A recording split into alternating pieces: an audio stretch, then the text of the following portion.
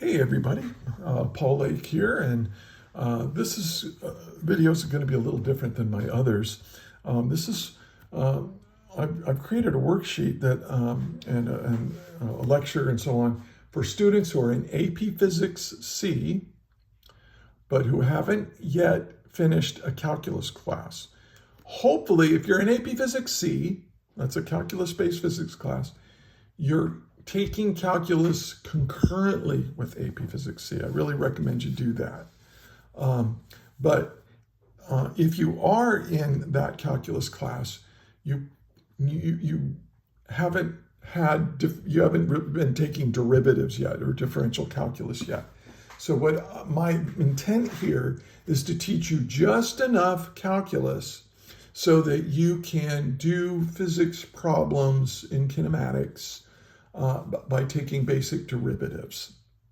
And so now if you've already had a calculus class and you've already mastered calculus, you don't even need to do this assignment. I mean, or you can do it as a review. You're probably starting the school year and maybe you're a little rusty, so this would be a good review, but you probably already know how to do these things. But if you are new to calculus and new to physics, and that described a lot of my students when I used to teach AP Physics C, this is, I gave them this so that they could do the calculus that was required. So, this right here, this YouTube link, that's a video that I made, a lecture that I did a long time ago, but a lecture I did a long time ago. And when I was teaching, I'm retired now, and I'll put this in the description. So I highly recommend you watch this. Watch it at 1.25 speed because I talk really slow, and then you'll know how to do this stuff, right? Okay, so let's So pause this video or go to the other one, watch that one, and then come back to this. And here's the worksheet, so maybe you can freeze frame this and do this. I'll also put a link to where you can get this worksheet and print it off and work on it. Maybe you homeschool. And by the way, if you're a teacher watching this, please use my stuff. That's why I'm doing it, because I love teaching and this is how I'm doing it now. All right, so what is a derivative? A derivative is simply a function that describes the slope of another function. So if you have some function and you operate the derivative on it, what you get is a new function, and that function tells you what the slope is at any given point of the original function. And that's what they do. That's what's like, this is why it's important in physics. Like, the slope of a position versus time graph is velocity, and the slope of a velocity versus time graph is acceleration. And so we want to deal with position, velocity, and acceleration in physics. That's a very important part of kinematics. And so you need to know how to take derivatives for that reason. All right. Now, how is a derivative defined mathematically? I'll write that up here. You can kind of see I erased it because there was a mistake in here and I had to re-record this. Anyway, I didn't want to have to print out another copy. It's fine. This is not a highly polished operation. So anyway, if you're taking the derivative of some function with respect to time, now I'm going to do all of this with respect to t, with respect to time. Why? Because that's what we're going to be doing in kinematics. We're going to be taking the derivatives of functions of time. But it can be functions of x or of any variable. It doesn't really matter at this point. It's defined to be, now the limit as delta t goes to 0. We're going to basically write out a thing, and we're going to let one factor of it shrink to 0. It's not equal to 0, it shrinks to 0. It approaches 0.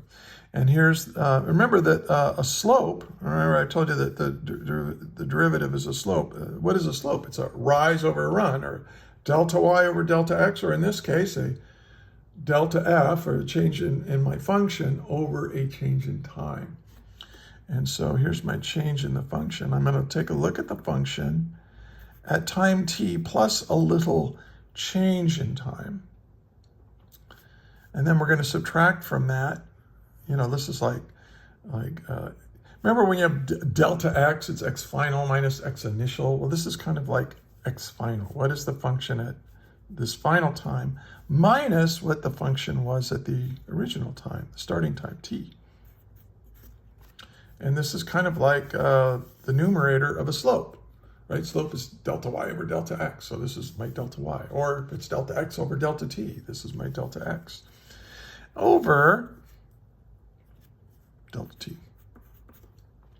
So this is the mathematical definition of a derivative. And you can actually use the limiting process to calculate derivatives of functions, but it's horrible to do. You can do it, it's not too bad if they're really, really simple functions. But if you get anything, anything complicated, or, multiple powers of t, like over here, I have t to the third and t to the fifth. Oh, it would take you all day long to try to take the derivative using limits, using this.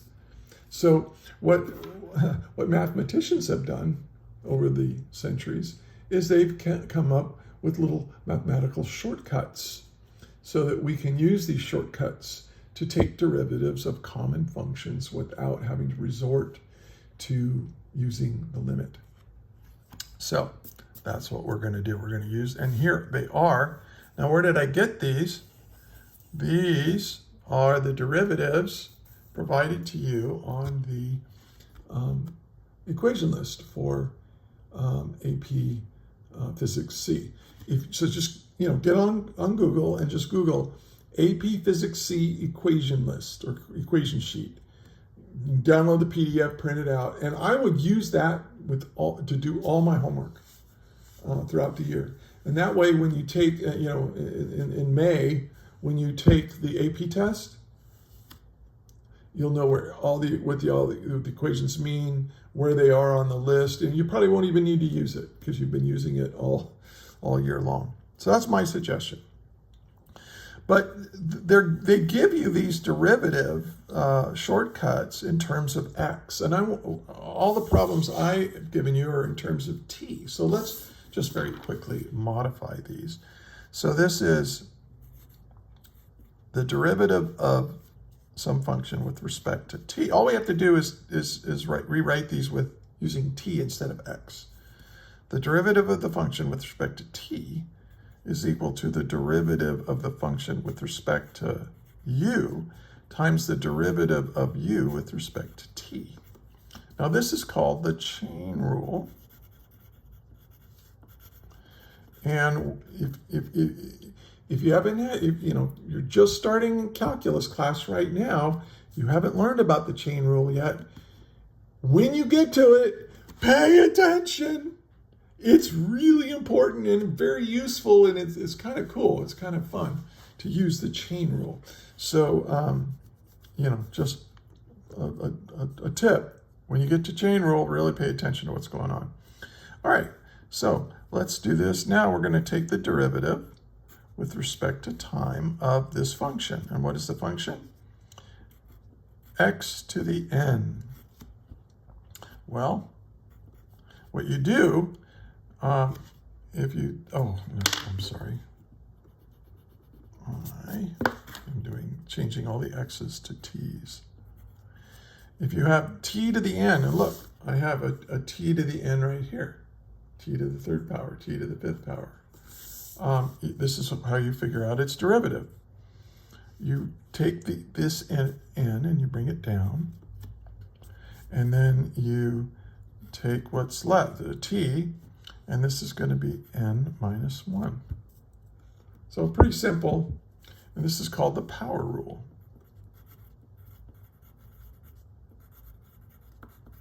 Very common. It's probably one of the first things you're going to learn when you get to differential calculus in your, once you're done taking limits, you'll learn the power rule. It makes things so easy. All right, now the next function we're going to do with respect to time is e to the a times t. Eat. Okay, it's just a coincidence. All right, so what do?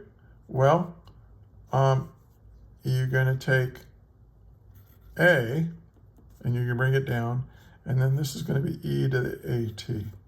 Now this is a really neat function. This is an exponential function, and exponential functions are their own derivative, usually times a constant that's in front of this t right here.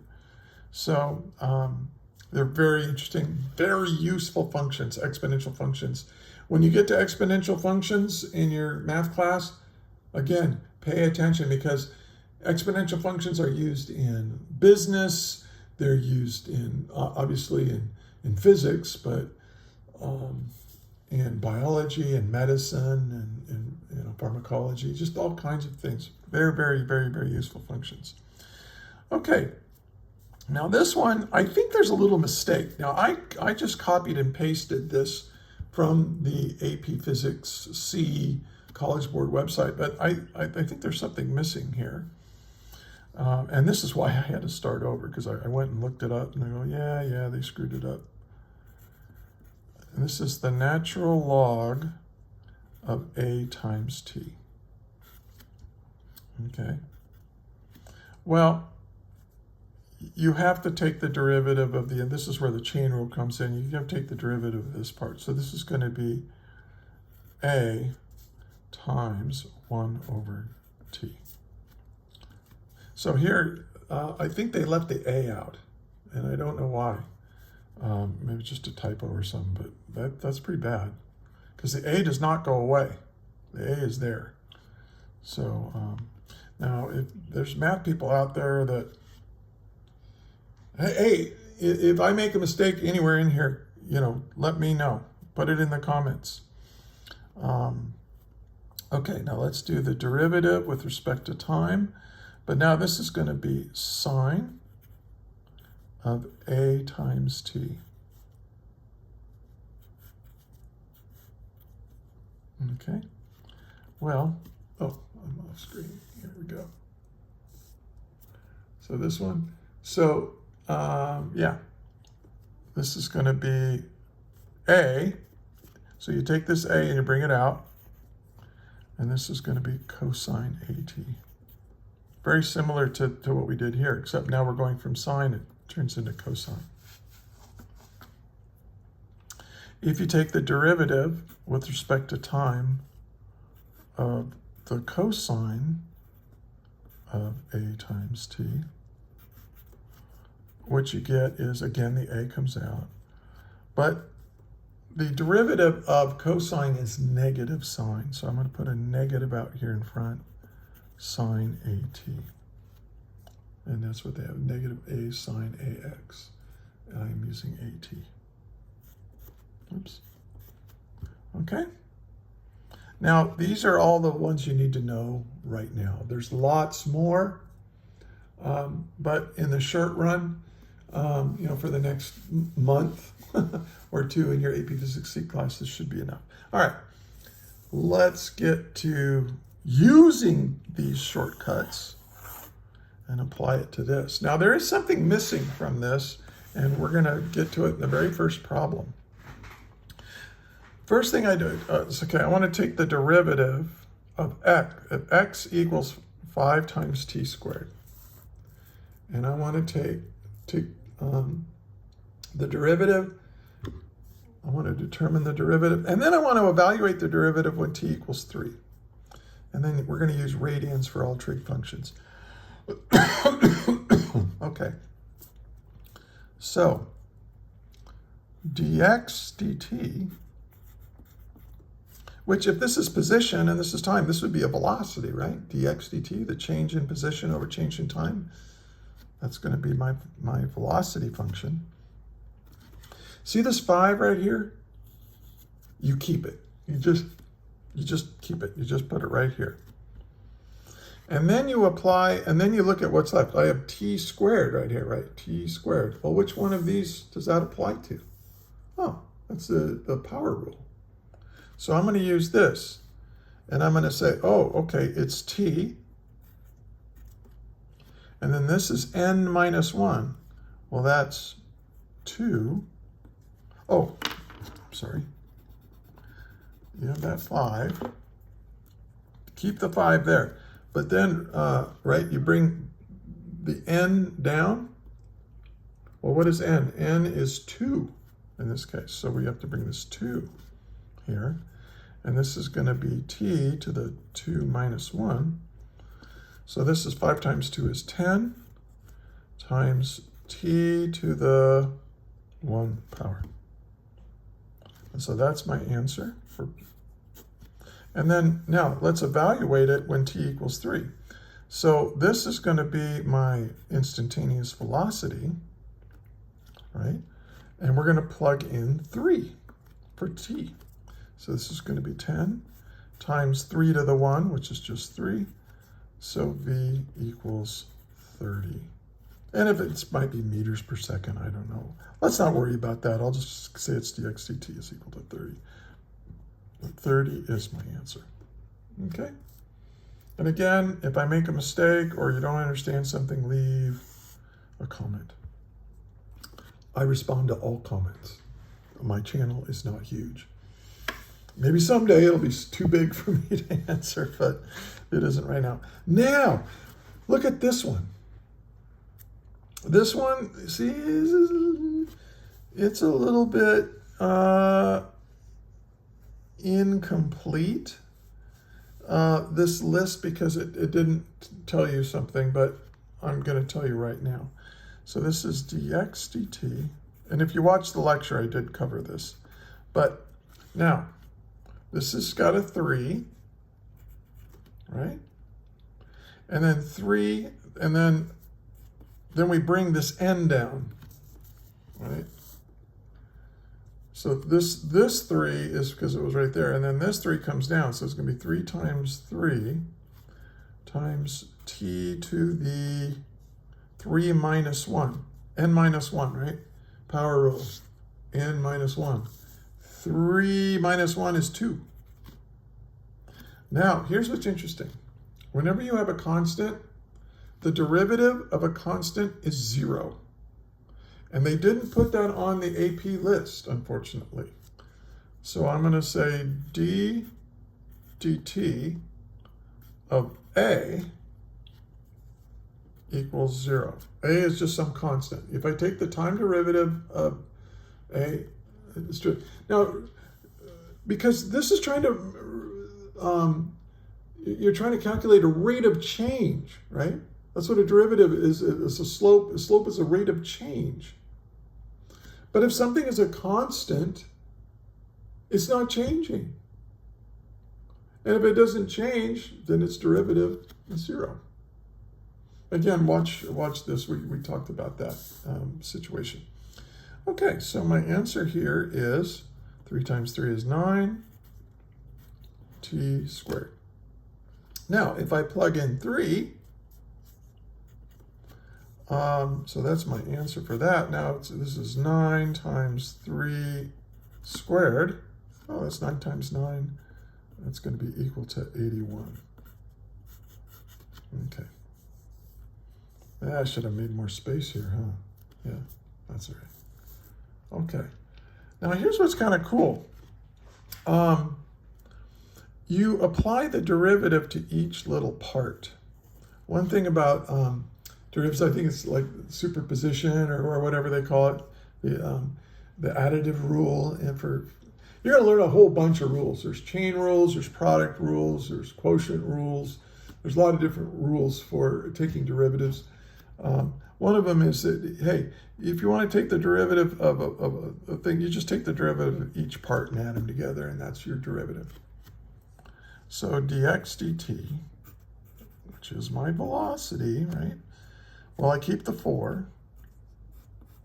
Bring down the 5. Again, I'm using the power rule, and then this is t to the 5 minus 1 is t to the 4. Plus, I keep the 6. Bring down the 3, t squared. Plus, keep the 6. This is you can kind of think of this as t to the 1, right? If it's t's all by itself, that's like t to the 1 power. And then 1 minus 1 is t to the 0. And what is t to the 0? What is anything to the 0 power? Any quantity to the 0 power is 1. So this is just going to be 6 times 1. And so I can rewrite this. I need more room. Should have written smaller. I'll just put it up here. 4 times 5 is 20. 20 t to the 4th plus 18 t squared plus 6. Now, if you want to, so this is an expression for the derivative, and if this is position and time, this is your velocity function. Well, what if you want to know what is the velocity at t equals 3 seconds?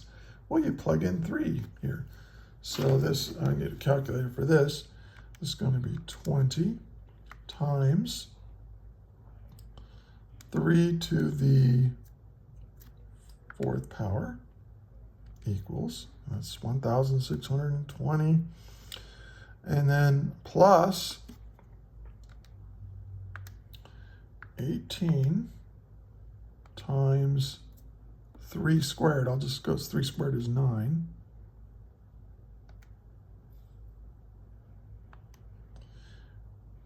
Equals, and then plus 6. And you get 1,000. And this is equal. So this is my answer for the function, and the numerical answer is 1,788. So this would be meters per second if you were doing velocity, but didn't really specify that, so I'm just going to leave that off there.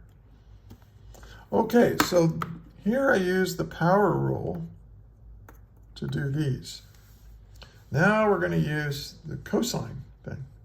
Now, for dx dt, we're going to keep the 8. Now what's in here? You're going to multiply by it. Because what are we using now? We're taking the derivative of cosine. So we're going to do this. So you keep the 8. Then you have negative a. So it's going to be negative 4 times the sine of a times t, which is 4. A is 4 times t.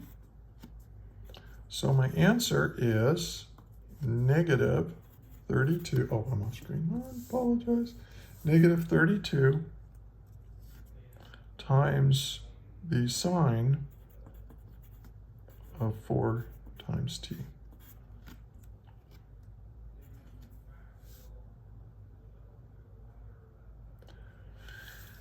Now, we're going to evaluate that when t is equal to 3. But one thing it said, use radians for all trig functions, right?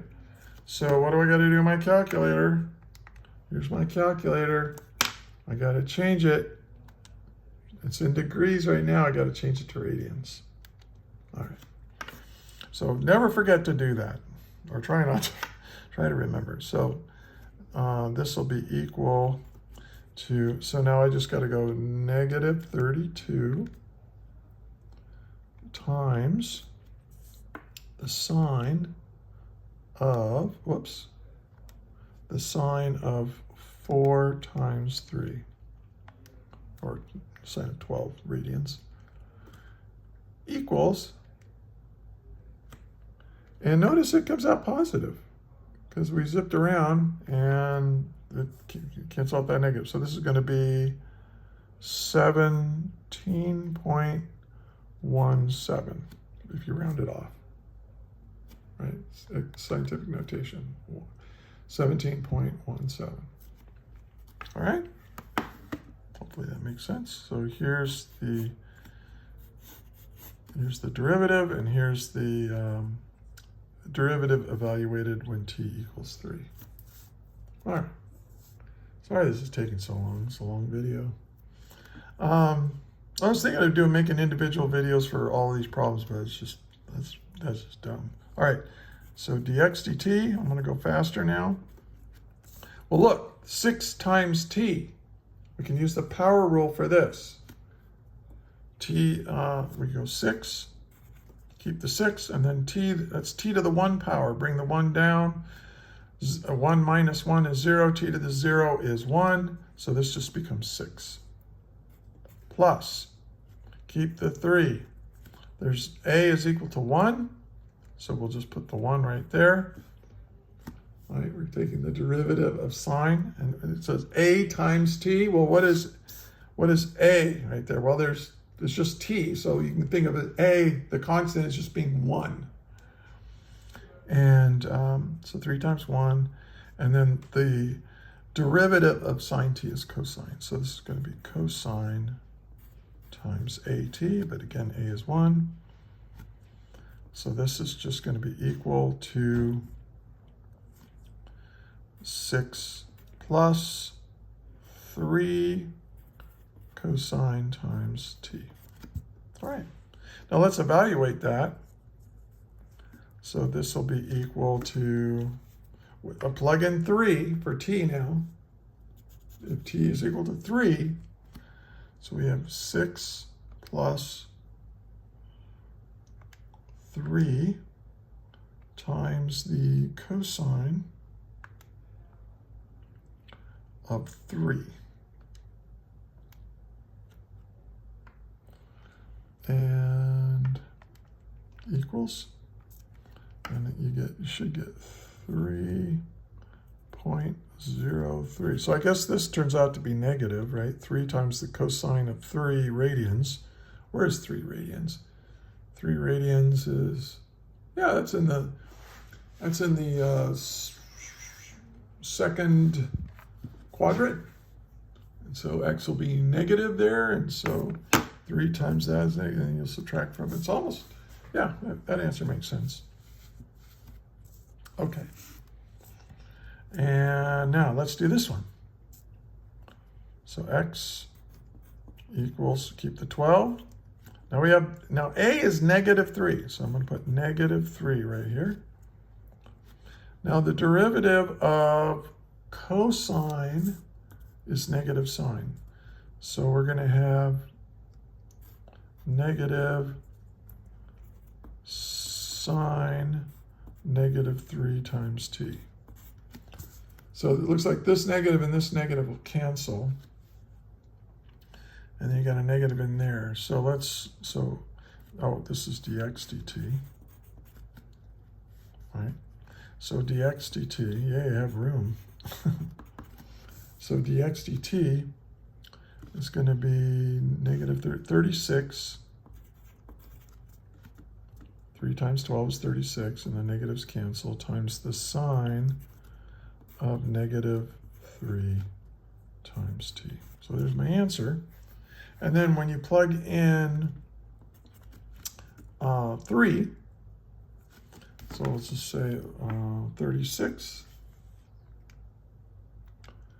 times the sine of negative 3 times 3, or actually the sine of negative 9 radians, equals, and here we get negative 14.8 if we round off.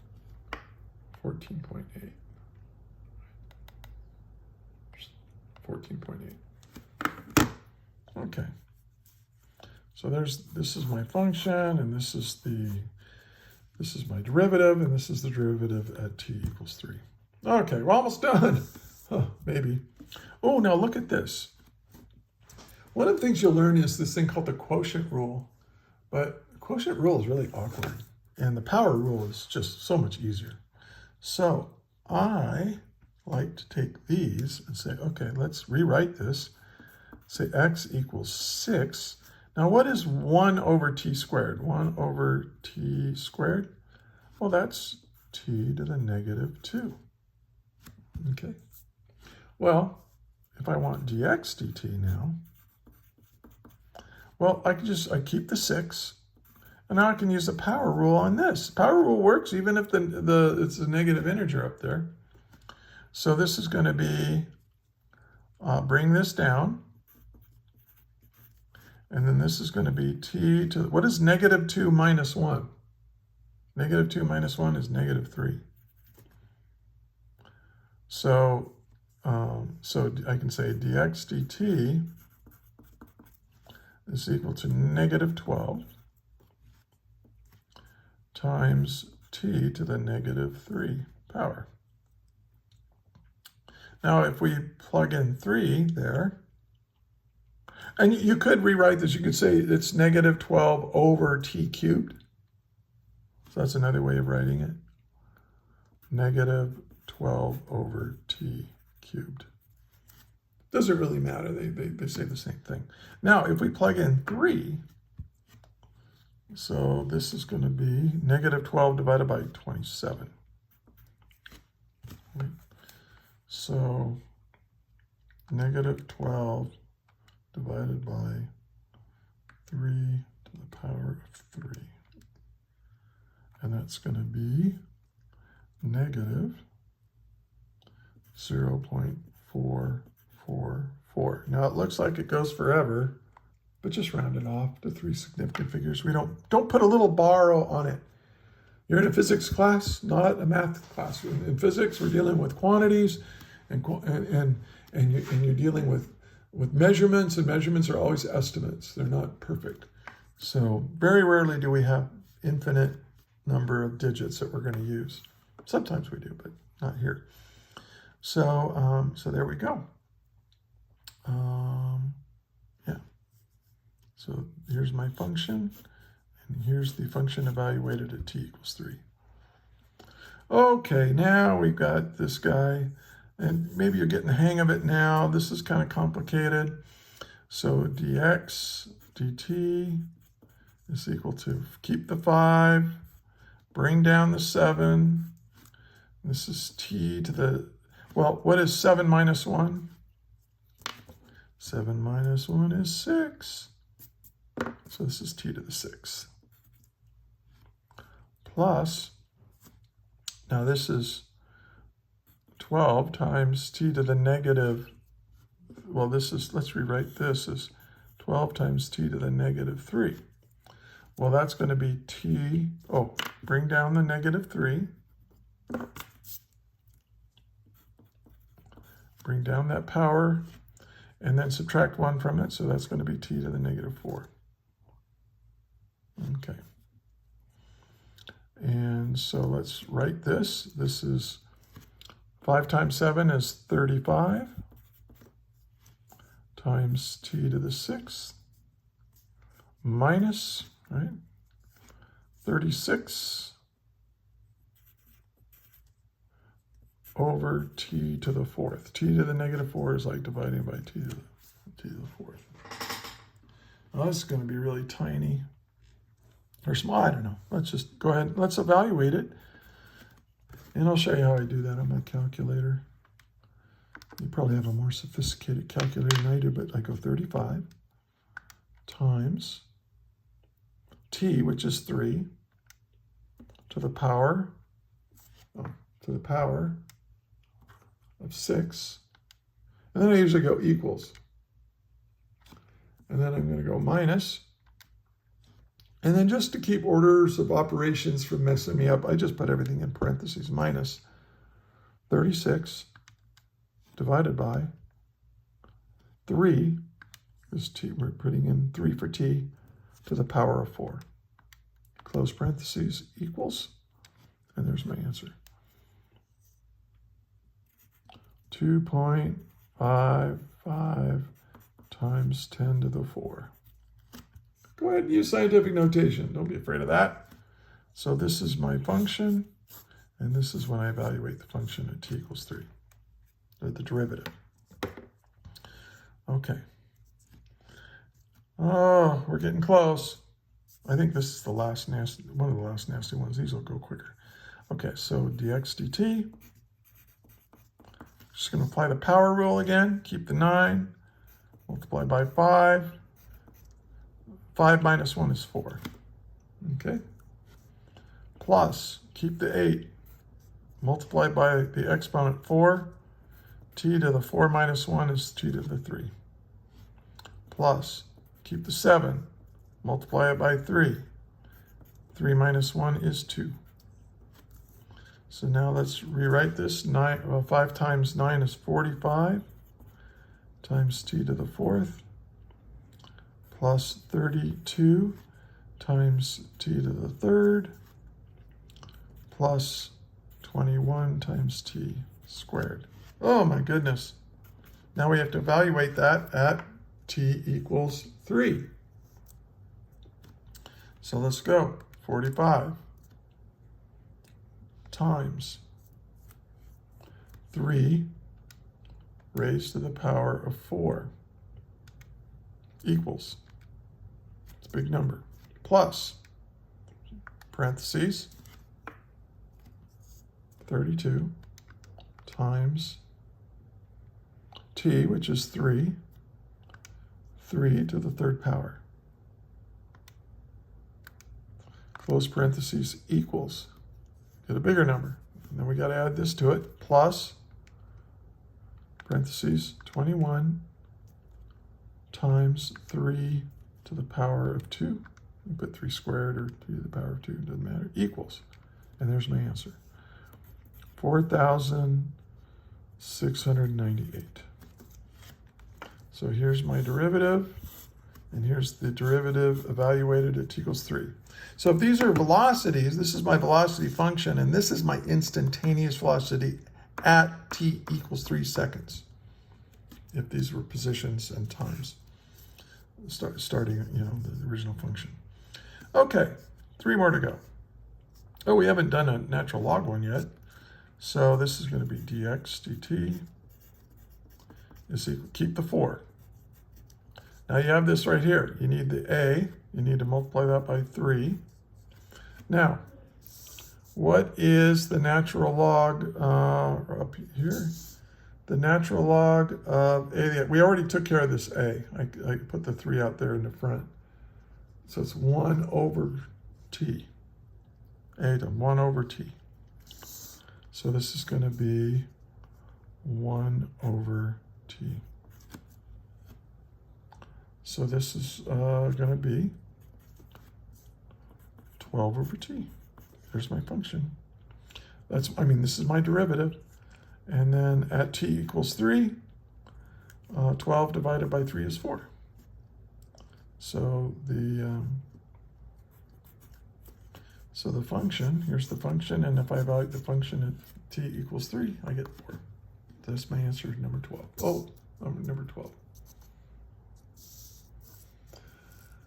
Okay, almost done. Now we have the exponential. That's pretty cool. So dx dt equals, keep the 6. Oh, I got this 4. Got to put the 4 there. And then I have the e to the 4t. Right? That's what I did right here. I kept the 6. The 6 really wasn't part of this. But a is 4. So I bring the 4 down, and then I have e to the 4t. So I'm using those rules. That's 24 times e to the 4t. So there's my answer. That's my derivative. And then evaluated at t equals 3, we have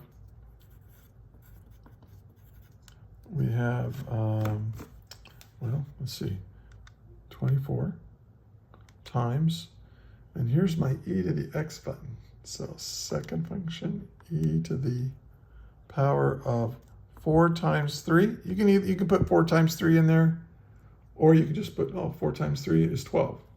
So e to the 12 power. Pretty big number. Yeah, it's going to get a really big number. So this is 3.906 times 10 to the 6, or 3,906,000 plus some change that we round off. All right. Could probably, yeah, I mean, whether you round off to 3 or 4 significant figures, not going to worry about that. All right. Now, the last problem. Woohoo! Hey, and if you found this interesting, please, or helpful, give it a like, and subscribe to my channel if you're a physics student or a physics teacher. And if you have any questions or comments, put them in there, or corrections for that matter. But doing that kind of thing helps the channel, and it's kind of a way of saying thank you, because I do take a lot of time to do this, and I don't make any money. So it's just for fun. I do enjoy it. All right, so we're going to take the derivative of this. So here we have a mixed function. That's okay. Here I'm going to use the power rule, and here I'm going to use the derivative for sine. So keep the 4. Bring down the -3. Keep that negative. And this is t. What is -3 minus 1? That's -4. Plus 4. Keep the 4. Now, we got this 6 right here, so that gets multiplied. That's from the chain rule, but you'll learn about that again in your calculus class. And the derivative of sine is cosine, right? Derivative of sine is cosine of 6 times t. So dx dt is equal to -12 over t to the 4th plus 24 times the cosine of 6t. And there's my derivative. And now let's evaluate it at t equals 3. So I'm going to have -12 divided by 3 to the power of 4, right? Equals a pretty small number, 0.148, plus parentheses 24 times the cosine of 6 times 3. 6 times 3, or you can just type in 18, equals. And our answer is 15.7 if I round off. Positive 15.7. There's my answer. All right, cool. Sorry this took so long, almost 45 minutes. But, learning how to obey these derivatives when applied to specific functions is an important skill. In fact, let me show you something. I have this book. This is before the internet. I bought this book. And it's got all kinds of stuff in it, like, well, when you take integrals, but we're doing derivatives, and here's the book. It's got all the derivatives you could never want. So mathematicians have figured out the derivatives for all kinds of functions. And nowadays, if you have a derivative you need to take, you can ask for help online to find the correct derivative. But, don't let that AI do it for you, though. You really need to understand this stuff. So anyway, hey, again, if you found this helpful, please like, share, and subscribe. And check the description for more links to more resources. And hey, thank you for listening. Thanks for getting through this whole thing. And until the next video, may the net force be with you always. That is all.